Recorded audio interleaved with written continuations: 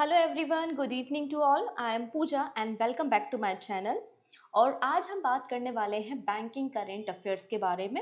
Weekly banking current affairs 16 of March से लेकर 22 of March तक आपने जो भी बैंकिंग इनिशिएटिव्स देखे हैं, कोई भी आरबीआई का सर्कुलर आया है, सेबी का सर्कुलर आया है, या फिर कोई गवर्नमेंट स्कीम्स है जिसके लिए बजट अलॉटमेंट किया है, कोई मर्जर हुआ है, अमलगमेशन हुआ है, या किसी कंपनी के स्टॉक्स को खरीदा गया है, ये सभी आपकी जो न्यूज है वो फाइनेंशियल अवेयरनेस की न्यूज होती हैं, जो आपके आने वाले बैंकिंग एग्जाम में बहुत बहुत इंपॉर्टेंट रहने वाली हैं।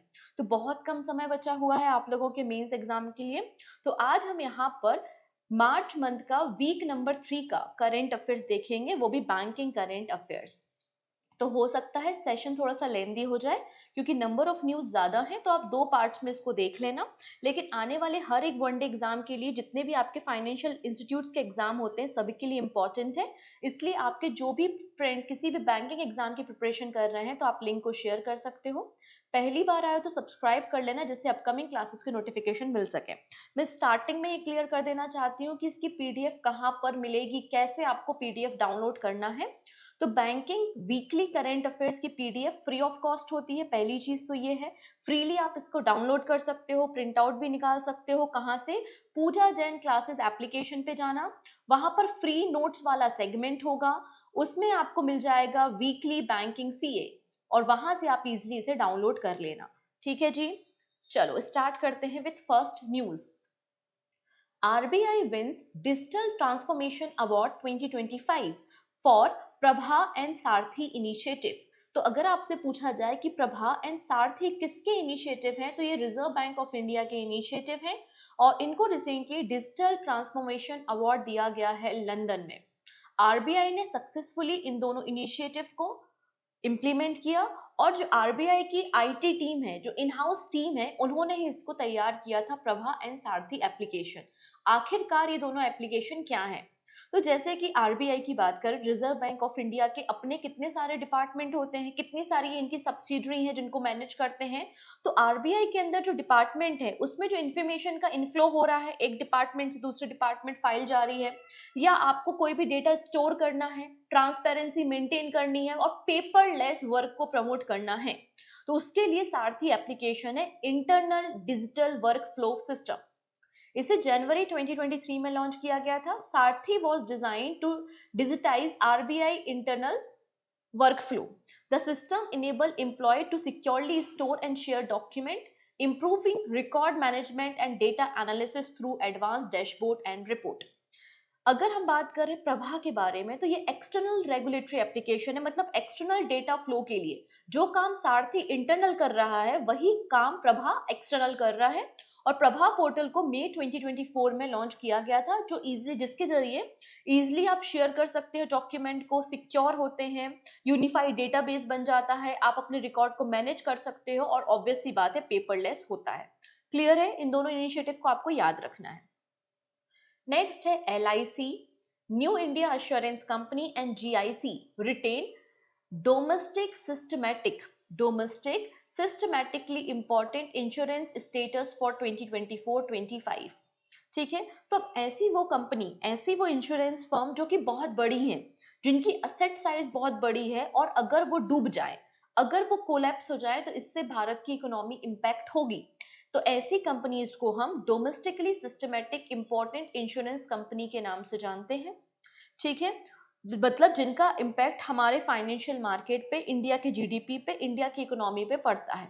तो recently insurance regulatory and development authority of India, मतलब इरडई ने new India assurance company limited, life insurance corporation of India and general insurance corporation of India को रिकॉग्नाइज किया है as a domestic systematically important insurance for 24-25।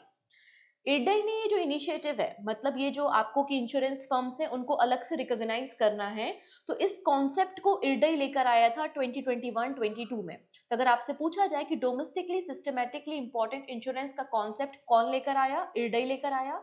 कब लेकर आया? 21-22 में लेकर आया। नाउ बात करते हैं इरडई के बारे में। Insurance regulatory and development authority of India का फॉर्मेशन RN मल्होत्रा कमेटी की रिकमेंडेशन से 1999 में हुआ, 1993 में हुआ था, 1993 में हुआ था। इसका पर्पस क्या है? यहाँ पे सॉरी, इंश्योरेंस सेक्टर में रिफॉर्म करने के लिए 1993 में आर.एन. मल्होत्रा कमेटी का फॉर्मेशन हुआ था और उनका रिकमेंडेशन था कि इंश्योरेंस सेक्टर में रिफॉर्म करना चाहिए। तो यहाँ पर यूनियन मिनिस्ट्री ऑफ फाइनेंस के अंदर 1999 में इरडाई का फॉर्मेशन किया गया था। ठीक है, इस बात को आपको याद रखना है। तो आर.एन. मल्होत्रा कमेटी आपको पूछी जा सकती है एग्जाम में। नेक्स्ट है वैल्यू एथिक्स री insurance become the India's first private री इंश्योरेंस एंडिंग जीआईसी मोनोपोली। अब यहाँ पे जो हमारे इंश्योरेंस कंपनीज होती हैं जो अलग अलग सेक्टर में इंश्योरेंस प्रोवाइड करती हैं, उनको भी तो इंश्योरेंस की जरूरत पड़ती है, वो भी तो रिस्क में हो सकती हैं। तो जो इंश्योरेंस कंपनी को इंश्योरेंस प्रोवाइड कर दे, ऐसी कंपनीज को हम री इंश्योरर के नाम से जानते हैं। तो वैल्यू एथिक्स पहली प्राइवेट कंपनी है जिसको रिसेंटली लाइसेंस बिना मिला है और पहली प्राइवेट री इंश्योरेंस कंपनी बन चुकी है और ये जीआईसी के मोनोपोली को एंड करेगी। इस कंपनी की initial paid up capital 210 crore rupees आपको मिल जाएगी। क्लियर है? तो re insurance is a insurance company that insure the risk of other insurance company, essentially acting as a insurer for insurance company. Clear है? Next है yes bank launch seamless GST payment facility for business and individual. अब यहाँ पे एक private sector bank है yes bank. ठीक है, yes bank क्या कर रहा है, जैसे कि जीएसटी पोर्टल है, आप गए gst.gov.in पे, आपने वहां पे आपने क्या किया, जीएसटी चालान देखा कि आपका बिल कितना हुआ है, आपको कितना जीएसटी चालान पे करना है। तो आपको चालान मिल गया जीएसटी पोर्टल से। अब आपको ऑनलाइन पेमेंट करनी है, तो ऑनलाइन पेमेंट फैसिलिटी प्रोवाइड कर रहा है यश बैंक। तो private sector lender Yash bank has introduced GST payment facility further expanding it digital banking services. इसमें आप चालान ऑफिशियल जीएसटी वेबसाइट से जनरेट कर सकते हैं और पेमेंट कर सकते हैं using the Yash bank internet banking and online payments की फैसिलिटी भी है। ठीक है, गवर्नमेंट ऑफ इंडिया के द्वारा इसे ऑथराइज भी किया गया है। Prashant Kumar managing director and CEO हैं यश बैंक के। ना बात करेंगे पीएम सूर्यघर मुफ्त बिजली योजना की रिपोर्ट पब्लिश हुई है। इस रिपोर्ट में बताया गया है कि 10 लाख घरों के ऊपर हमने सोलर पावर सिस्टम को इंस्टॉल किया हुआ है। तो पीएम सूर्यघर मुफ्त बिजली योजना के अंदर हमने एक और माइलस्टोन अचीव किया है। 10 लाख सोलर पावर आपको होम्स देखने को मिल जाएंगे और इसके अंदर अभी तक हम लोगों ने 4770 करोड़ रुपए की सब्सिडी भी डिस्ट्रीब्यूट की है। तो 10 लाख घरों के ऊपर आपको रूफटॉप पैनल देखने को मिल जाएगा। ठीक है, और लगभग 47 लाख हाउस होल्ड है जिन्होंने अप्लाई किया है और वो अपने घरों के ऊपर रूफटॉप पैनल इंस्टॉल कराना चाहते हैं। अभी तक डायरेक्ट बेनिफिट ट्रांसफर के जरिए 4770 करोड़ रुपीस डिसबर्स किया जा चुका है। गुजरात इंस्टॉलेशन के मामले पे टॉप पर है। गुजरात राज्य में 3.1 लाख इंस्टॉलेशन हुए हैं। सेकेंड नंबर पे उत्तर प्रदेश एंड देन केरला आपको मिल जाएगा। नेक्स्ट है पीएम युवा स्कीम। तो पीएम युवा स्कीम किस मंत्रालय के अंदर काम करती है? आंसर हो जाएगा मिनिस्ट्री ऑफ एजुकेशन के अंदर पीएम युवा स्कीम काम करती है। युवा का फुल फॉर्म क्या है? Young upcoming and versatile author. तो पीएम युवा 3.0 स्कीम को अप्रूव किया गया है by the ministry of education, जिससे जो यंग ऑथर है उनको मेंटोर किया जाए। जो सीनियर ऑथर है जिनकी कई सारी बुक मार्केट में पब्लिश हैं, तो वो क्या करेंगे, जो यंग ऑथर हैं उनको मदद करेंगे किस तरीके से और अच्छी आप राइटिंग वर्क कर सकते हो, उनको मेंटोरशिप प्रोवाइड करेंगे और उनको पब्लिकेशन करने में भी मदद करेंगे। यहाँ पर हमारा टारगेट वो ऑथर्स है जिनकी एज बिलो 30 ईयर्स है, उनकी रीडिंग राइटिंग और बुक कल्चर को प्रमोट करना हमारा टारगेट है। क्लियर है? तो इस प्रोग्राम को लॉन्च किया है पीएम युवा 3.0 मिनिस्ट्री ऑफ एजुकेशन के द्वारा। यहाँ पर इस प्रोग्राम के अंदर, इस स्कीम के अंदर 3 थीम्स हैं। थीम कौन कौन सी है? Indian diaspora role in nation building, the Indian knowledge system and the maker of modern India आपको थीम देखने को मिल जाएगी। एंड नेशनल बुक ट्रस्ट इसे इंप्लीमेंट कर रहा है। This is again very very important. Next है $1 billion fund for creator economy. ये कौन है? इनका नाम है अश्विनी वैष्णव, जो union information and broadcasting ministry को संभालते हैं। हमारे देश में जो क्रिएटर्स हैं, जो अलग अलग कंटेंट्स को क्रिएट करते हैं, तो क्रिएटर इकोनॉमी को बनाने के लिए एक पब्लिक प्राइवेट पार्टनरशिप से $1 बिलियन का एक नया फंड क्रिएट किया जाएगा।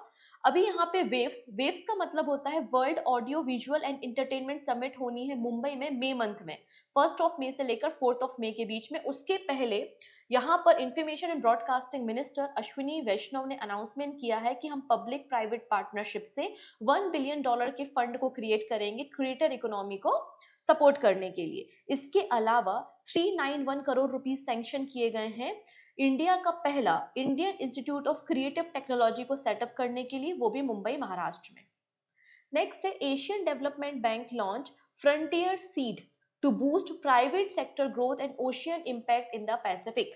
अब यहाँ पे जो पैसिफिक ओशियन में छोटे छोटे से आइलैंड ग्रुप्स हैं, कई सारी छोटी छोटी सी कंट्रीज हैं, वहाँ के फिशर कम्युनिटी को प्रमोट करना है, वहाँ के इकोनॉमी सिस्टम को ग्रोथ करना है, बूस्ट करना है, और सस्टेनेबल इकोनॉमी को पैसिफिक रीजन में हमें बढ़ाना है। इसके लिए फ्रंटियर सीड फंड को डेवलप किया है एशियन डेवलपमेंट बैंक ने। तो सिंपल सा प्यारा सा क्वेश्चन बनेगा कि फ्रंटियर सीड फंड किसका इनिशिएटिव है? आंसर हो जाएगा एशियन डेवलपमेंट बैंक का है। ठीक है, Asian development bank has launch frontier seed programme to support local business, strength capital market and promote sustainable economic growth in the Pacific region. इसके अंदर इनिशियली $4 मिलियन का इन्वेस्टमेंट किया जाएगा इन्वेस्टर्स को अट्रैक्ट करने के लिए। $2 million Asian development bank invest करेगी और remaining $2 million investment ORCA trust fund के द्वारा दिया जाएगा। नेक्स्ट है India's forex reserve see sharpest jump in the 2 year according to the RBI data. तो RBI के अकॉर्डिंगली 2 सालों में सब अभी तक का सबसे ज्यादा जो जंप आपको फॉरेक्स में देखने को मिल रहा है वो मार्च के मंथ में देखने को मिला, फरवरी के मंथ में एक्चुअली देखने को मिला। और हमारा जो जंप हुआ है फॉरेक्स में वो 15.267 बिलियन का है। अगर बात करते हैं भारत का 7 मार्च 2025 तक फॉरेक्स कितना है, अभी हमारे देश का फॉरेक्स रिजर्व कितना है? आंसर हो जाएगा $653 बिलियन है।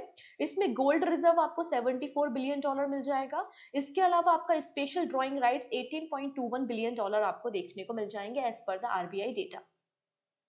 नेक्स्ट है ग्लोबल फ्री स्पीच इंडेक्स। तो recently global free speech index को पब्लिश किया है। ये इंडेक्स बताता है कि अलग अलग कंट्रीज में आपके बोलने के अधिकार कैसे हैं, क्या वहाँ की जो पब्लिक है वो अपने ओपिनियंस को रख पाती है, क्या उन्हें फ्रीडम है, बोलने का अधिकार है कि नहीं है। अलग अलग कंडीशंस के अकॉर्डिंगली इस रिपोर्ट को पब्लिश किया गया है। टोटल 33 कंट्रीज का यहाँ पे सर्वे किया गया है और out of 33 country India 24th position पे है। तो recent global survey by the future of free speech के द्वारा ये सर्वे किया गया था, जो कि एक independent US based think tank है। इन्होंने कहा कि इंडिया 24th पोजीशन पे है out of 33 countries in the terms of support for free speech. 33 countries का सर्वे किया गया था। ठीक है, अगर बात करते हैं टॉप परफॉर्मेंस कौन से हैं, तो यहाँ पे अगर आप देखेंगे जैसे कि नॉर्वे, डेनमार्क, ये कंट्री आपको टॉप परफॉर्मिंग कंट्रीज देखने को मिलेंगी। वहीं भारत आपको देखने को मिल जाएगा 24th पोजीशन पे और भारत का स्कोर 62.6 है। ना बात करते हैं बॉटम कंट्रीज के बारे में जहाँ पे बोलने की आज़ादी नहीं है, तो बॉटम पे आपको इंडोनेशिया, मलेशिया और पाकिस्तान देखने को मिल जाएगा। क्लियर है? डन। चलिए, यहाँ तक का मैटर क्लियर हो चुका है। अगर आपको सारी चीजें समझ में आ रही हैं तो एक बार थम्स अप कर देंगे और लिंक को अपने फ्रेंड्स के साथ शेयर करना तो बिल्कुल भी नहीं भूलना है। चलिए नेक्स्ट है Canara bank become the first bank to introduce online digital balance confirmation certificate. जैसे कि एक ऑडिटर है, वो किसी कंपनी का या किसी अकाउंट का ऑडिट कर रहा है। ऑडिट करने के लिए उसको क्या करना पड़ेगा, उस बैंक अकाउंट में कितना पैसा है, मतलब बैलेंस कंफर्मेशन सर्टिफिकेशन की जरूरत होगी। तो ये ऑडिटर किसके पास भेजेगा? बैंक के पास, और बैंक उसको क्या करेगा, सर्टिफिकेशन भेजने का काम करेगा। तो अभी तक ये कुछ इस तरीके से मैनुअल प्रोसेस चलती है, तो इसे फास्ट अप करने के लिए डिजिटल बैलेंस कंफर्मेशन सर्टिफिकेट की शुरुआत की जा रही है बाय द कैनरा बैंक। और कैनरा बैंक पहला प्राइवेट बैंक या पहला बैंक प्राइवेट तो नहीं, पहला बैंक देखने को मिलेगा। तो in a significant step towards digitalization and the operational efficiency, Canara Bank has become the first bank in India to introduce online digital balance confirmation certificate through the PSB alliance private limited portal. इन्होंने partnership किसके साथ की है? PSB alliance private limited के साथ की है। इससे ऑडिटर जो है वो कंप्लीट कर सकेगा ऑनलाइन इस प्रोसेस को, मतलब जो मैनुअल अप्रोच होती है अब उसको वो फॉलो नहीं करना पड़ेगा। कैनरा बैंक का फॉर्मेशन 1906 में बेंगलुरु में हुआ था और के सत्यनारायण राजू आपको MD एंड CEO देखने को मिल जाएंगे। नेक्स्ट है city union bank become the exclusive banking partner for Sunriser Hyderabad. तो सनराइजर हैदराबाद का एक्सक्लूसिव बैंकिंग पार्टनर बना है सिटी यूनियन बैंक, और इस सनराइजर हैदराबाद के जो भी फैंस हैं उनको कई सारे एक्सक्लूसिव ऑफर और फाइनेंशियल सोल्यूशन प्रोवाइड करेगा। नेक्स्ट आता है world happiness report 2025। This is very important report. तो वर्ल्ड हैप्पीनेस रिपोर्ट 2025 को पब्लिश किया गया है और इसमें अगेन जो नॉर्डिक कंट्रीज हैं उनका डोमिनेंस आपको देखने को मिलेगा। तो टॉप कंट्री आपको मिल जाएगी यहाँ पे Finland. Finland 8th consecutive year, 8वीं बार लगातार आपको टॉप कंट्री देखने को मिलेगी, मतलब विश्व का सबसे हैप्पीएस्ट देश या फिर खुशहाल कंट्री कौन सी है, तो खुशहाल कंट्री आपको देखने को मिल जाएगी कौन सी, फिनलैंड। फिनलैंड के बाद डेनमार्क और आइसलैंड है ना। बात करते हैं इंडिया की पोजीशन, तो India out of 147 countries India की रैंकिंग 118 है। इंडिया का स्कोर कितना है, तो वर्ल्ड हैप्पीनेस रिपोर्ट में इंडिया 118 पोजीशन पे है। वहीं अफगानिस्तान जो है वो बॉटम पे है, मतलब सबसे कम जो लोग खुश हैं वो अफगानिस्तान में आपको देखने को मिलेंगे। इस रिपोर्ट को तैयार किसने किया है, तो university of Oxford, houses, the wellbeing research centre, Gallup and United Nation sustainable development solution network ने इस रिपोर्ट को पब्लिश किया है।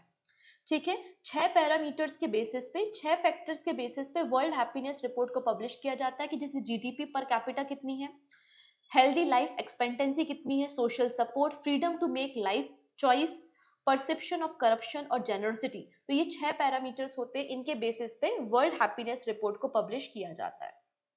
ठीक है, चलिए अभी बहुत सारी कहानियां बाकी हैं, बहुत कुछ डिस्कशन करना बाकी है, लेकिन उसके पहले मैं बताना चाहती हूँ कि अगर आप लोगों को फरवरी मंथ की बैंकिंग करंट अफेयर्स की मैगजीन चाहिए है, जिसमें केवल और केवल फरवरी मंथ के बैंकिंग करंट अफेयर्स और बैंकिंग पर बेस्ड 100 एमसीक्यू आपको मिल जाएंगे, तो ये पीडीएफ, ये मैगजीन आपको मिल जाएगी पूजा जैन क्लासेस एप्लीकेशन पे मैगजीन सेक्शन में। इसके अलावा कंप्लीट मंथली करंट अफेयर्स की मैगजीन भी अवेलेबल है और 300 एमसीक्यू की मैगजीन भी अवेलेबल है। ठीक है, आपको जो भी प्रोडक्ट अच्छा लगता है, यूजफुल समझ में आता है, आप डाउनलोड कर सकते हैं। ठीक है, हालांकि तीनों ही प्रोडक्ट यूजफुल हैं, आपकी तैयारी को और बूस्ट करेंगे, लेकिन ये जो फरवरी मंथ का बैंकिंग वाला मैगजीन है वो केवल और केवल बैंकिंग एस्पिरेंट्स के लिए है। मैं आपको सजेस्ट करूंगी रेलवे वाले और एसएससी वाले इस मैगजीन को खरीदने की गलती ना करें। ठीक है, चलिए नेक्स्ट है Flipkart super dot money rises to the 5th place in the UPI market, overtaking Cred. अब यहाँ पे NPCI, national payment corporation of India का डेटा पब्लिश हुआ है कि फरवरी के मंथ में सबसे ज्यादा यूपीआई किस प्लेटफॉर्म से किए गए हैं, तो टॉप नंबर पे आपको मिल जाएगा फोन पे के बाद गूगल पे एंड पेटीएम है। यहाँ पर फ्लिपकार्ट ग्रुप की पेमेंट ऐप है जिसका नाम है सुपर डॉट मनी, ये 5वें नंबर पे आपको यूपीआई मार्केट में देखने को मिल जाएगी as per the NPCI data, और क्रेड को इसने ओवरटेक कर लिया है। एनपीसीआई की डेटा के अकॉर्डिंगली सुपर डॉट मनी से जो टोटल ट्रांजेक्शन हुए 139 मिलियन यूपीआई ट्रांजेक्शन फरवरी मंथ में किए गए हैं। नेक्स्ट है RBI organise annual conference of RBI ombudsman. तो आरबीआई ऑम्ब्यूसमेंट पे आरबीआई ने एक एनुअल कॉन्फ्रेंस को ऑर्गेनाइज किया था, कहां पर, मुंबई महाराष्ट्र में, और इसे इनॉग्रेट करने का काम संजय मल्होत्रा ने किया था, जो कि 26 नंबर के आरबीआई के गवर्नर आपको देखने को मिल जाएंगे। आपसे क्वेश्चन बन सकता है ये जो एनुअल कॉन्फ्रेंस हुई थी आरबीआई ऑम्ब्यूसमेंट की, इसकी थीम क्या है, तो थीम है transforming grievance redress the AI advantage, आपको थीम देखने को मिल जाएगी। रिजर्व बैंक ऑफ इंडिया का फॉर्मेशन 1 अप्रैल को हुआ था 1935 में, 1935 में, लेकिन 1 जनवरी 1949 को इसको नेशनलाइज किया गया था, इसका राष्ट्रीयकरण हुआ था। हिल्टन यंग कमेटी के रिकमेंडेशन से आरबीआई का फॉर्मेशन हुआ है। सर ऑसबॉर्न स्मिथ पहले गवर्नर थे और पहले इंडियन गवर्नर कौन है, सीडी देशमुख, और अभी वर्तमान में संजय मल्होत्रा है। अगला नाम आता है दीना मेहता का, ये दीना मेहता है, इनको रीअपॉइंट किया गया है फिनो पेमेंट बैंक का इंडिपेंडेंट डायरेक्टर। ठीक है, मार्च 2025 से लेकर मार्च 2028 तक इनका टेन्योर रहने वाला है। फिनो पेमेंट बैंक की इंडिपेंडेंट डायरेक्टर कौन बन चुकी है, दीना मेहता, और यहाँ पे इसका हेडक्वार्टर नवी मुंबई में है, 2007 में फॉर्मेशन हुआ था। अगर हम पेमेंट बैंक के बारे में बात करते हैं तो वो सारे areas, remote areas, semi rural area, urban areas, जहाँ पे बैंक्स नहीं पहुंच पाते, जहाँ पर बैंकिंग फैसिलिटी नहीं होती, तो ऐसे अनबैंक्ड एरियाज में फाइनेंशियल इन्हांसमेंट लाने के लिए, फाइनेंशियल इंक्लूजन लाने के लिए पेमेंट्स बैंक का फॉर्मेशन हुआ है, और पेमेंट बैंक का फॉर्मेशन नचिकेत मोर कमेटी की रिकमेंडेशन से हुआ है, to advance financial inclusion by offering banking and financial service to the unbanked and under bank areas.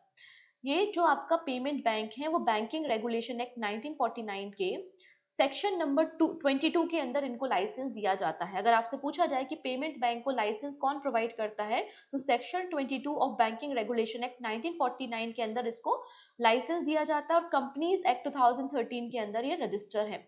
इन्हें गवर्न करने का काम आरबीआई एक्ट 1934 के अंदर, बैंकिंग रेगुलेशन एक्ट 1949 के अंदर, और फॉरेन एक्सचेंज मैनेजमेंट एक्ट 1999 के अंदर पेमेंट्स बैंक को रेगुलेट किया जाता है। नेक्स्ट है government setup inter ministerial industry panel on fintech.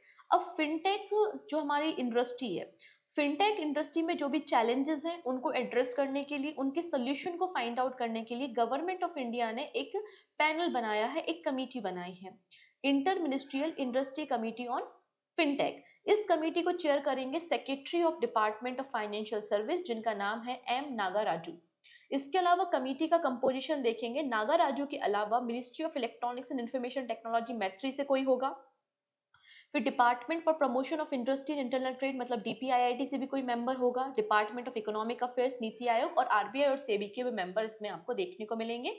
3 महीने में ये लोग अपनी रिपोर्ट को सबमिट करेंगे। इस क्योंकि फिनटेक इंडस्ट्री में रिफॉर्म करने के लिए तो कई सारे जो फिनटेक इंडस्ट्री के लीडर हैं वो भी इस कमेटी के मेंबर है, जैसे कि अजय कौशल को फाउंडर है बिल्डेस्क के, जितेंद्र गुप्ता फाउंडर है जुपिटर के, वरुण दुआ सीईओ हैं एको के, ललित केसरे सीईओ हैं ग्रो के। इन सभी लोगों को भी पैनल का मेंबर बनाया गया है।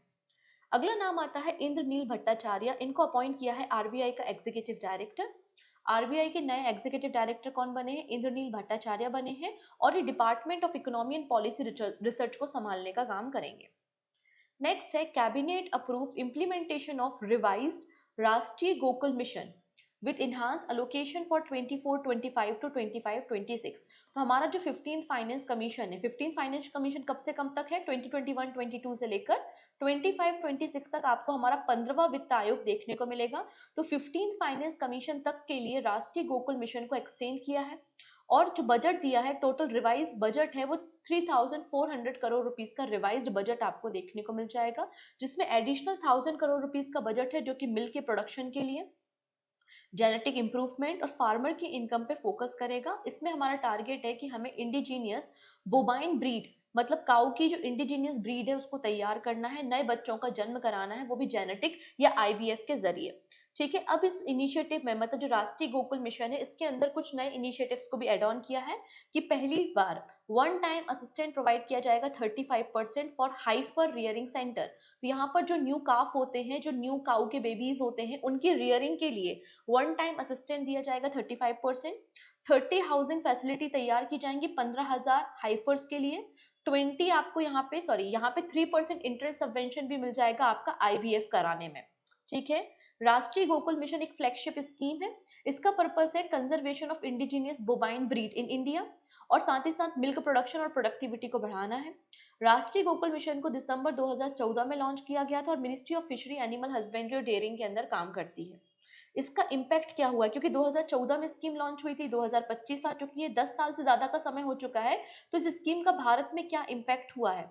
भारत पे इम्पैक्ट हम देखेंगे तो पहला बात कही है कि 63.55% यहाँ पे प्रोडक्शन, मिल्क का प्रोडक्शन इंक्रीज हुआ है over the past 10 years.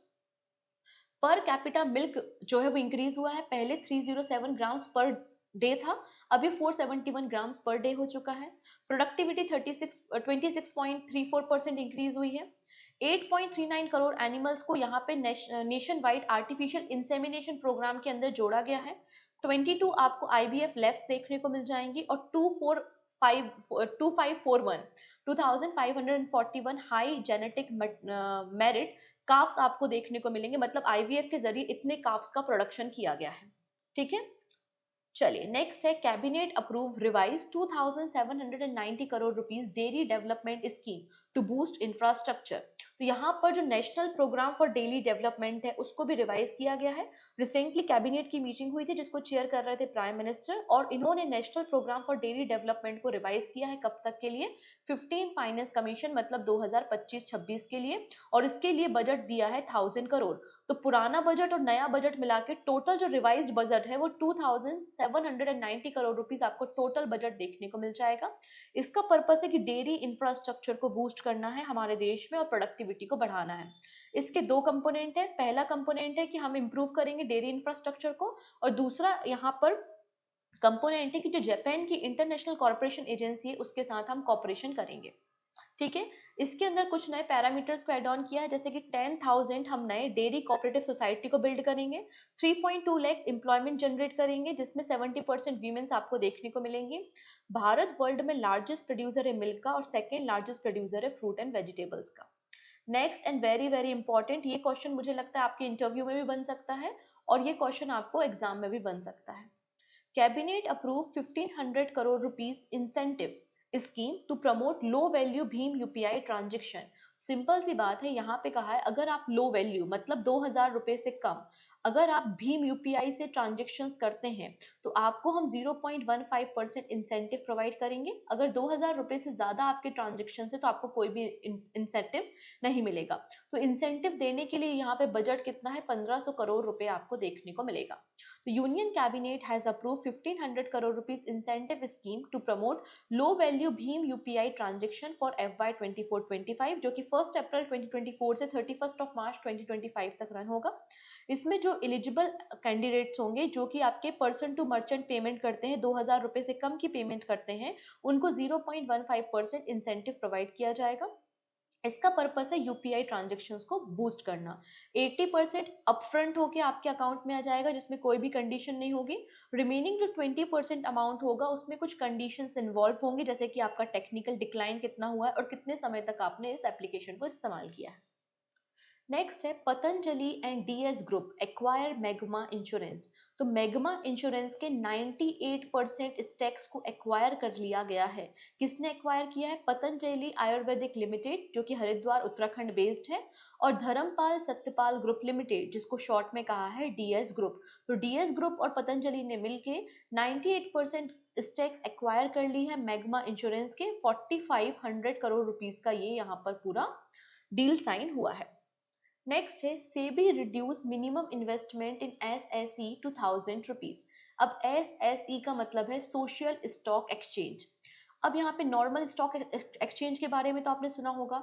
Social stock exchange मतलब जो सोशल वेलफेयर कंपनीज है, चाहे वो हेल्थ केयर सेक्टर में है, चाहे वो आपके कह सकते हो कि फाइनेंस सेक्टर में है, मतलब जो सोशल स्कीम्स होती हैं, जो सोशल कंपनीज होती हैं, उनके स्टॉक्स पब्लिश होते हैं। तो सोशल स्टॉक एक्सचेंज को निर्मला सीतारमण ने 2019-20 में इंट्रोड्यूस किया था। अभी तक था अगर कोई भी इन्वेस्टर सोशल स्टॉक एक्सचेंज में इन्वेस्ट करना चाहता तो मिनिमम इन्वेस्टमेंट 10,000 रुपीज था। इसको रिड्यूस करके 1000 रुपीज कर दिया गया है। तो SEBI has revise it's regulation to lower the minimum investment in the social stock exchange from 10,000 rupees to the 1,000 rupees, making social impact investment more accessible for small investment. ठीक है, ये बात यहाँ पर मेंशन की गई और इमीडिएट बेसिस से ये इफेक्ट में आपको देखने को मिल जाएगा। ये जो सोशल स्टॉक एक्सचेंज है एक सेपरेट सेगमेंट है एग्जिस्टिंग आपके नेटवर्क से, जो कि सोशल इंटरप्राइजेस के डोनर और इन्वेस्टर का एक ग्रुप आपको देखने को मिल जाएगा। इनका focus health care, social welfare और एजुकेशन आपको मिलेगा। नेक्स्ट है Paytm money limited receive SEBI approval as a research analyst. तो पेटीएम मनी जो कि होली ओन सब्सिडरी है 197 कम्युनिकेशन की, इसको recently SEBI security and exchange board of India ने रिसर्च एनालिस्ट का लाइसेंस या रजिस्ट्रेशन प्रोवाइड किया है। मतलब अब ये कंपनी क्या करेगी, कोई भी जो पैरामीटर या कोई चीज है जो फाइनेंशियल चीज है उस पर रिसर्च वर्क करेगी, लोगों को रिपोर्ट पब्लिश करेगी और एनालिसिस करेगी। तो Paytm Wealth Management arm will now to able to offer research service that comply with the market regulation norm including research report and analysis। Clear है? इसका रजिस्ट्रेशन नंबर आप देख सकते हैं, दिस इज रजिस्ट्रेशन नंबर, आपको याद रखने की जरूरत नहीं है।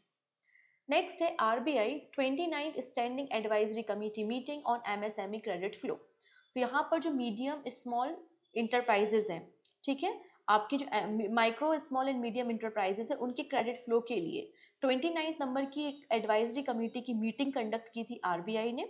कहाँ पर? अहमदाबाद में। और इस मीटिंग के जो चेयरमैन थे वो स्वामीनाथन जे थे जो कि डिप्टी गवर्नर है आरबीआई के। इसमें कई सारे मुद्दों पर डिस्कशन किया गया कि किस तरीके से एमएसएमई को क्रेडिट सपोर्ट देना है, जो फाइनेंशियल चैलेंजेस हैं उनको एड्रेस किया गया। इसमें कुछ डेटा रिवाइज किया गया। This table is very very important, यहाँ से प्रश्न बन सकता है। तो माइक्रो इंटरप्राइजेस के लिए जो इन्वेस्टमेंट लिमिट है वो पहले कितनी थी? 1 CR थी, इसको बढ़ाकर 2.5 CR कर दी है। स्मॉल इंटरप्राइजेस के लिए जो आपकी इन्वेस्टमेंट लिमिट थी 10 करोड़ से बढ़ाकर 25 करोड़ रुपए कर दी है, और मीडियम इंटरप्राइजेस के लिए 50 करोड़ रुपए से रिवाइज करके 125 करोड़ रुपीस कर दिया है।